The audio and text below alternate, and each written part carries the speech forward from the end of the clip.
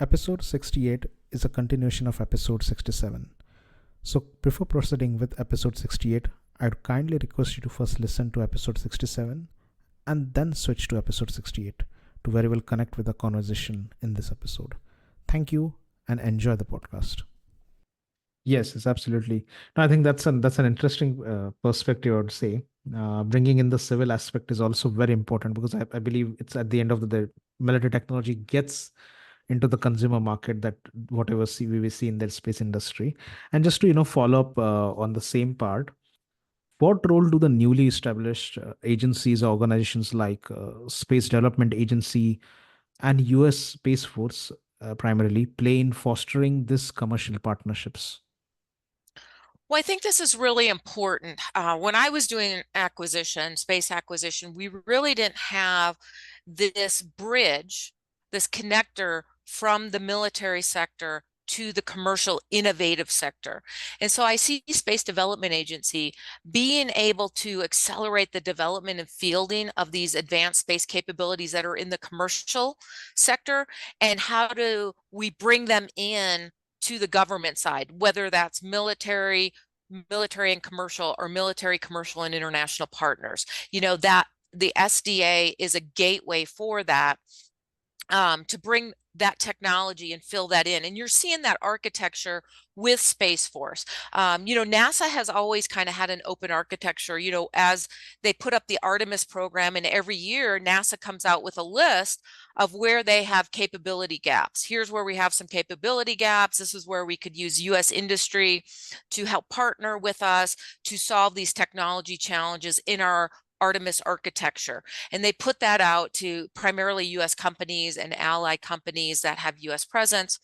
And you're now starting to see US Space Force embrace that type of thing too, where they're speaking about, here is our architecture. Here's what we're looking at for our architecture for space, where we want to go.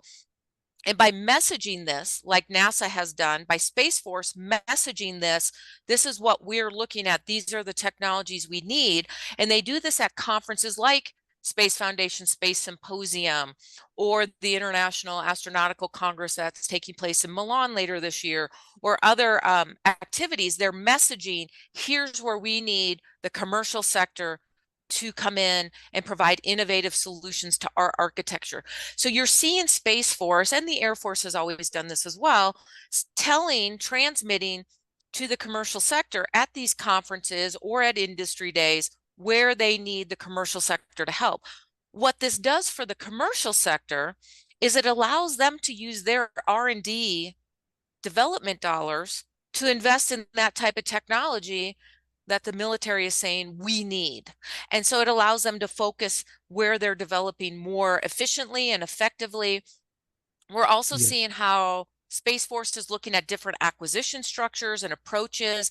Right now, I know there's a big study going on to refine and review the PPBE process, planning, programming, budgeting, and execution system, which is all part of how requirements are generated for the government, and then how they get into the acquisition process, and then how industries are able to compete for contracts. So there is a big process that goes with this, and that's a show for another day to talk about PPBE. But there is an acquisition process. So for individuals listening that are saying, hey, I've got great technology, how do I get into this? The best way to get into it is through these organizations like the SDA or the Space Enterprise Consortium, where they can come into these partner programs that help connect you with the government, like Space Force or NASA, so that you have an opportunity to become part of a program of record. And so that's important. We're also seeing where the government is really looking at more flexible funding mechanisms, other transaction Yes. authorities. I think that's really critical, because for commercial companies, they don't have weeks, months, years to wait for contracts and contracts to develop.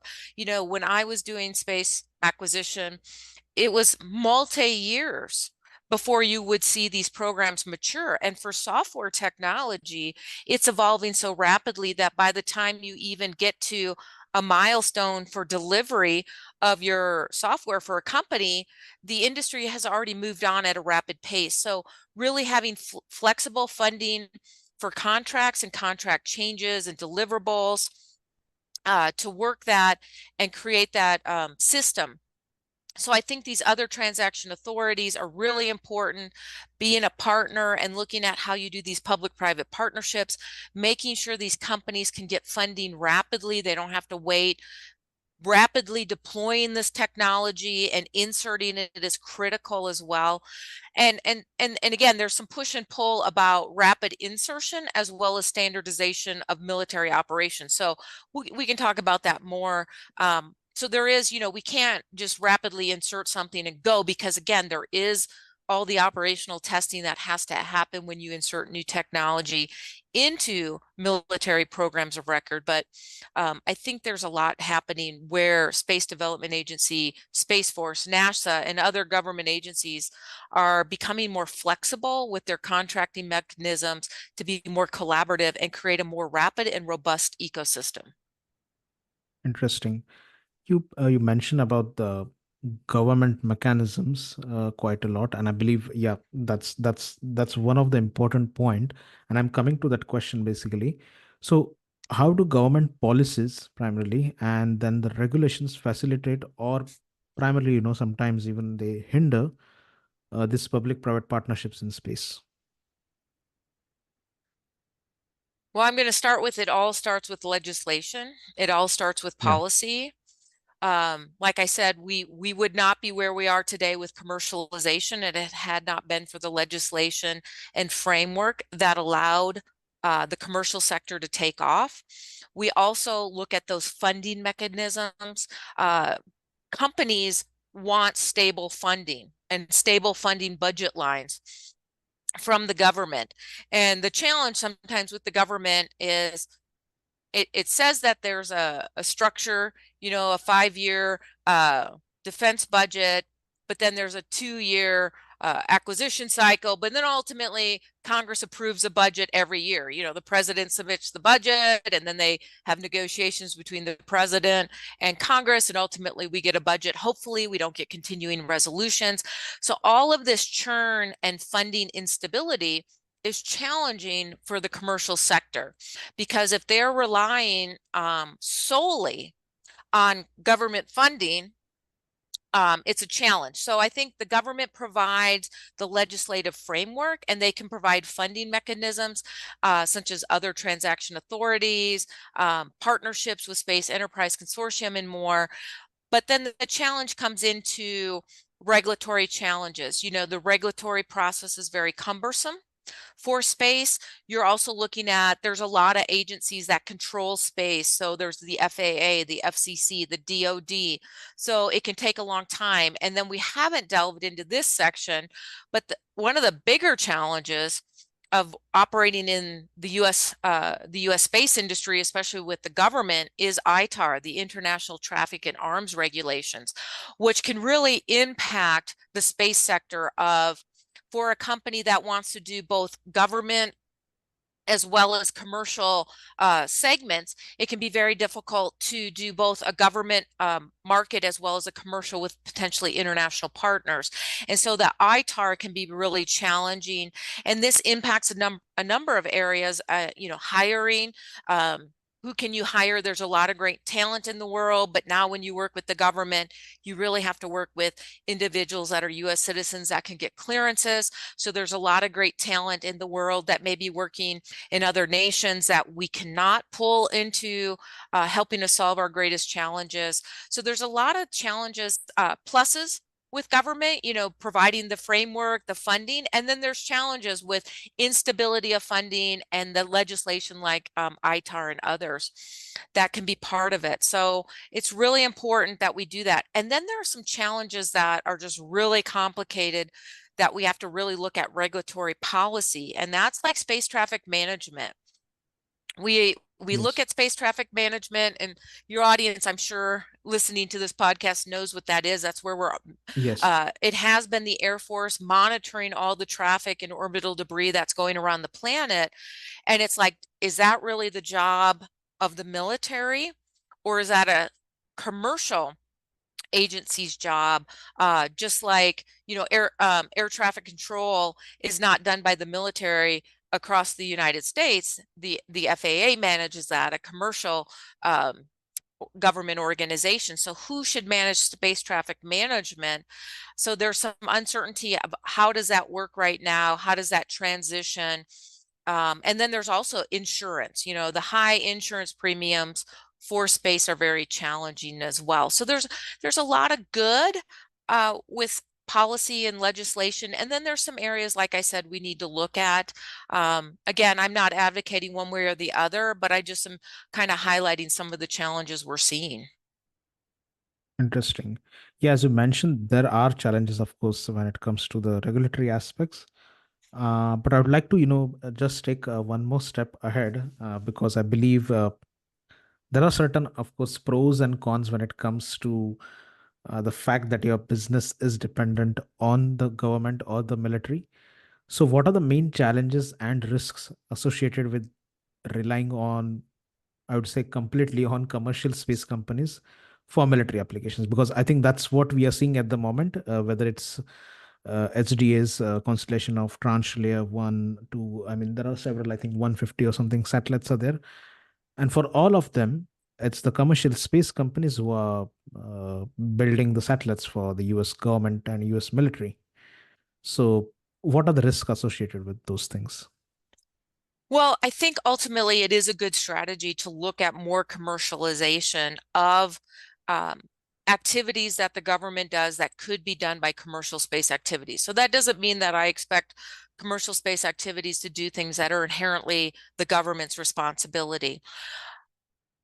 But what I think is really important to understand is government is wonderful at oversight, and that is the role of government. Government's role is oversight, policy, ensuring things meet standards, as well as providing that funding stability.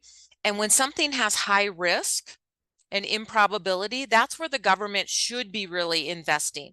So an example is, 60 years ago, when the United States says we're going to go to the moon, we're going to build a rocket, and this is what we're going to do, that totally made sense that NASA and the government led that initiative. It was high risk, it was expensive, there wasn't a commercial application, there was no commercial interest in that sort of activity. That's where the government's role is, when it's high risk and you can't really see the commercial opportunities. As that risk continuum comes down, that's where you can start looking at unlocking commercial innovation and then allowing government, whether it's commercial or military, to pivot to look at these other high risk areas. And so you're seeing that on the civilian side, the civil side, where NASA is kind of pulling out of low Earth orbit. And we're really looking at what is the next evolution of the cislunar economy, which is the economy between the Earth and the moon. And we're really going to look at what is the commercialization opportunities there. And again, the military's role is oversight and then keeping that commercial sector, those shipping lanes, I'm going to say, open and free, and looking out for malicious actors that could be trying to jam satellites or move satellites out of orbit or other malicious activities. So we really look at what is the true role of the government, and that's the role of the government to provide the oversight, the framework for success, take on activities when they're high risk and maybe low reward for the commercial sector. And then as the commercial sector can stand up, as we've seen in commercial launch, that's where the government can look to move out of it. Now, there are some challenges with that. What happens if it's not a robust activity? As you just said, launch is a challenging situation. It is rocket science. And what we really want is we want to help the marketplace that allows competition, because competition allows the best innovation to come forward. It allows new ideas. It allows rapid prototyping and ideas. And so we want to make sure that the defense industrial base, especially the space industrial base, doesn't have any single points of failure. And that's throughout the Yes. entire defense industrial base. So I'm talking about rockets, and we know during COVID there was a lot of challenges with the supply chain for the defense and space industrial base. And so we need to make sure as government, that is our role, or the role of government. I'm not with the government anymore. I still feel like I wear that hat sometimes, but that is the role of government Yeah. to ensure the supply chain, the the defense and space industrial base is healthy. And if a supplier could go out of business or might go out of business that could impact that supply chain, how does the government step in to ensure that supply chain for the defense industrial base stays valid? And so that's really important. And then it's also important to inspire competition. We want competition. Think back 20 years ago when we had Microsoft and Apple competing against each other. Who had the better system? Apple came out with Microsoft had Windows and Apple came out with the iPhone. And we looked at all these great innovations because Steve Jobs and Bill Gates were competing against each other. So we want healthy competition in the space sector as well. We want multiple providers for orbital debris removal, satellite resurfacing, international space stations. We want a healthy, robust environment that allows competition and commercialization. So I'll kind of pause there because I talked a little bit about what the role of government is, the importance of the government maintaining that healthy supply chain and defense industrial base. I think those are really important. And then it's also the role of government to provide that legislative framework to allow business to be successful. I kind of shared that right now in the US, the space industry and getting approval is in multiple agencies, and it's very cumbersome. Other countries have done a very good job of making it easy for space companies to incorporate in their countries, such as Luxembourg. So I want to highlight that there Yes. is not only a space race going to space, but there is a space race on the planet of what countries can create the right legislative and policy frameworks to allow commercial companies to be successful. Yes. And I mean, the kind of things that you mentioned from both the sides of the government and the legislation as well, how it makes companies easy to basically make things accessible. So, from your perspective, how do commercial partnerships affect the cost and efficiency of military space operations compared to the traditional government-led initiatives? Because I believe there is a cost aspect, which is why the government and military agencies are preferring the private commercial entities. So, what are your thoughts on this? Absolutely. I have a Forbes article out there and I didn't pull it up for you, but I highlighted what the cost of the Apollo program was in today's dollars when it was all government led compared to what is a launch that SpaceX can do today. And so, it's really apples and oranges. Now, again, 60 years ago, we had never been to the moon. It was all new technology. It was cutting edge. So you can't really say it's still a hard comparison, but it highlights that once that initial risk has been overcome, again, that's the role of government. Government's role was to do the Apollo program. It had never been done. There was high risk. There was no commercial application at the time that was foreseeable. That was the role of government. Now, as we've pivoted 60 years now, we can see all the technology transfer that has come from the Apollo program. I believe what they've equated is for every dollar that was invested in the Apollo program, it was a $7 return to the taxpayer in commercial innovation that was commercialized and created new products, programs, services, and businesses. And in I think 2014 or 2012, NASA did a run of for every dollar invested in the space program, it's now a $40 return in that tech transfer. So there is a role for government. And so you can't always compare what government's investing in, like replacement for the International Space Station, to what a commercial company can do now that the risk has been reduced in those activities. But we do see the rapid cost reduction from being able to commercialize rocket launches and what SpaceX has done with the innovation and reusability, the economies of scale of not only being able to service the military and civil side of space, but also commercialize their launches. So there's a huge cost reduction to the taxpayers, to the government. We're also seeing that efficiencies and agility. The government is not a rapid technology deployment agency. I mean, they have some agencies that work at that, but at the cutting edge of technology is really in the space sector of commercial companies, and looking at awarding small business innovative research grants, SBIR grants that you can get from either Space Force or NASA to commercialize emerging space technology. And so that's where you're really seeing that rapid development, prototyping, flexibility, and cutting edge technology being developed. It's not being developed per se from the government, but the government is supporting that through these grants. You're also looking at the scalability and redundancy. So again, what we're seeing is how quickly SpaceX was able to create not only the Falcon 9, but now the Falcon Heavy and now Starship. And so you're seeing how initially it was one rocket, but now it's multiple rockets and platforms. We're seeing we used to have the one big, giant, juicy military defense satellite that was put up in space that did a million things and took a decade or more to get launched.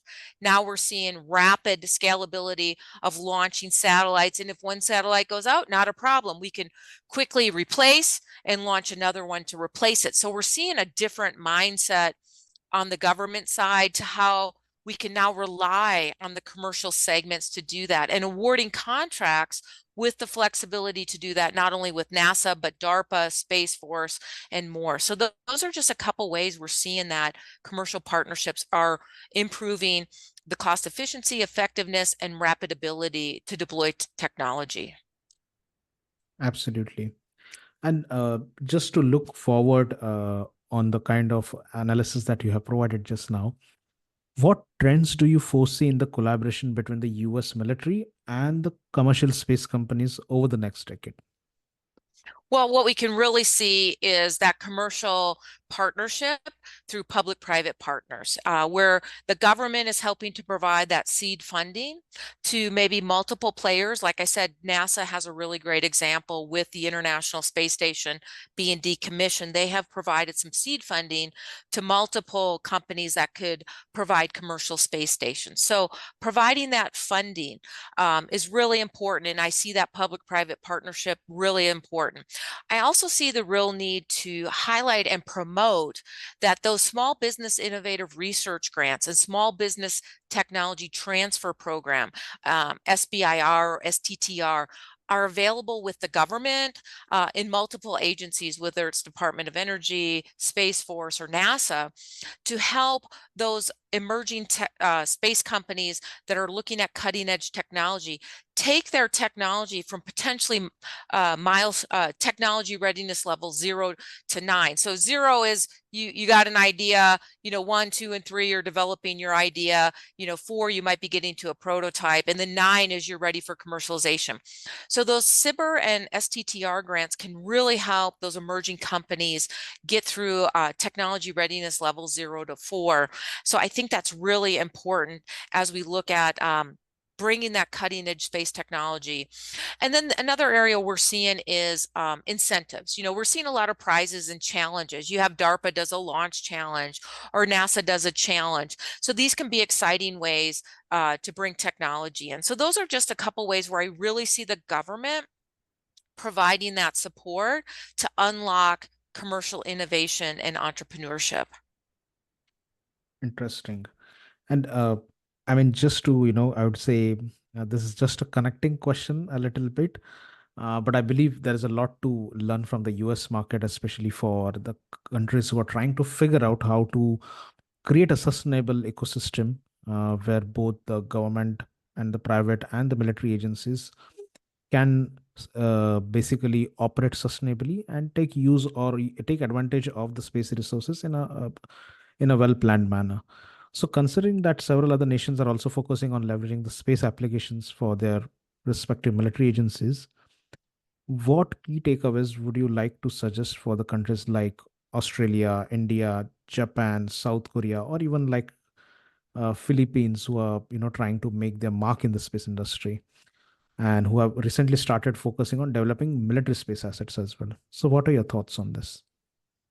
Well, just like no one can go to space alone, there's thousands of people behind Yes. every astronaut that goes to space. The same thing happens with the space industry. The US is not doing space by itself.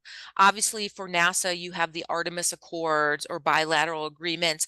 And even with Yes. Space Force, you're seeing partnerships with like-minded nations through NATO or Five Eyes or other agreements. Space situational awareness is not a thing that the United States can do alone to track all that orbital debris and monitor that or remove that orbital debris. The challenge with removing orbital debris is each piece of debris, each thing that was launched was flagged by a country. So there's space law that has to go with it. How do we solve this orbital debris problem is a global challenge, and we want to bring in organizations like the United Nations Office of Outer Space Affairs to help us solve some of these areas, such as space situational awareness, orbital debris, satellite servicing.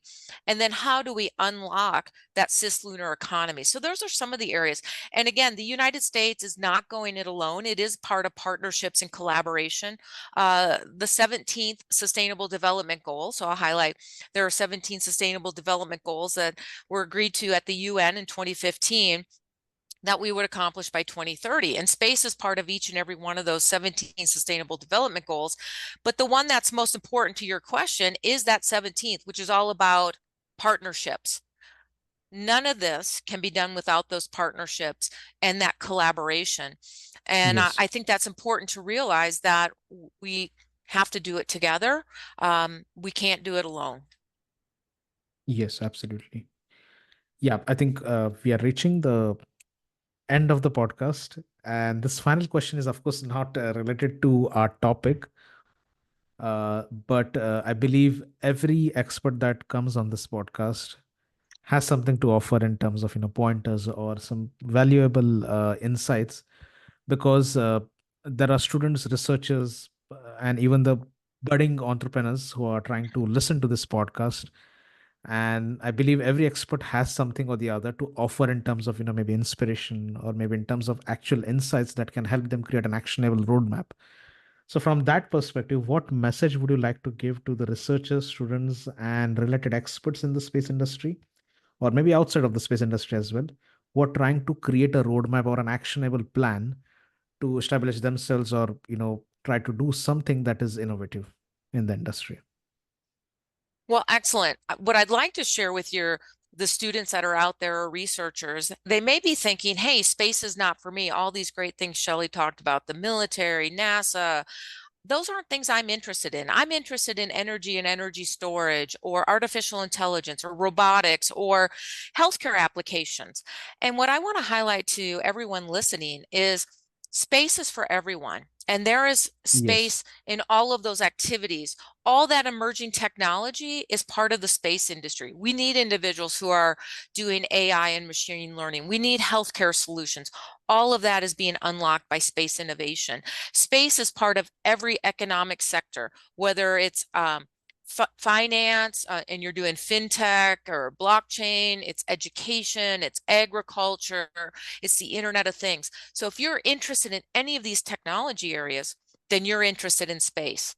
And the other thing I'll share is during my journey, and especially in the government, there can be concerns with, we never want to fail. We want to continue to optimize. We always want to get to 100% accuracy.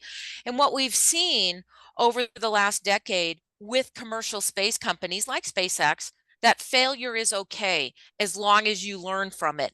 Fail fast, learn from it. So what I share with your audience today is take failure and just cut off the end piece. Just keep the FAIL, because you know what that stands for? Fail stands for first attempt in learning. Don't feel failure, learn from it, grow. That's how we're going to make our big strides. That's how we're going to think outside the box and take the space evolution to the next level. That's how we're going to land on the moon and create research centers on the moon. That's how we're going to go on to Mars. That's how we're going to become an interplanetary species. We need you to not fear failure. It's only the first attempt in learning. Yes, absolutely. Thank you very much, Shelly, for providing such a great insight. And I hope everyone enjoys this episode. I believe there have been several other questions which have popped during the conversation, especially I believe we can really have a great conversation again, maybe in the future episodes, regarding the risks that are associated with some of the verticals in the space industry, maybe like launch is some is a risky business. Then the space situational awareness is risky as well, because we are trying to we as a human race have already polluted the Earth orbit, and we really have to work on basically cleaning it up. So, there are some risks associated for the future missions. So definitely would be happy to record some more episodes in the future. And thank you very much again for providing such great insights in this episode. Well, thank you so much for having me. And until next time, I'll see Yes, you around the galaxy. absolutely. See you. Have a good day.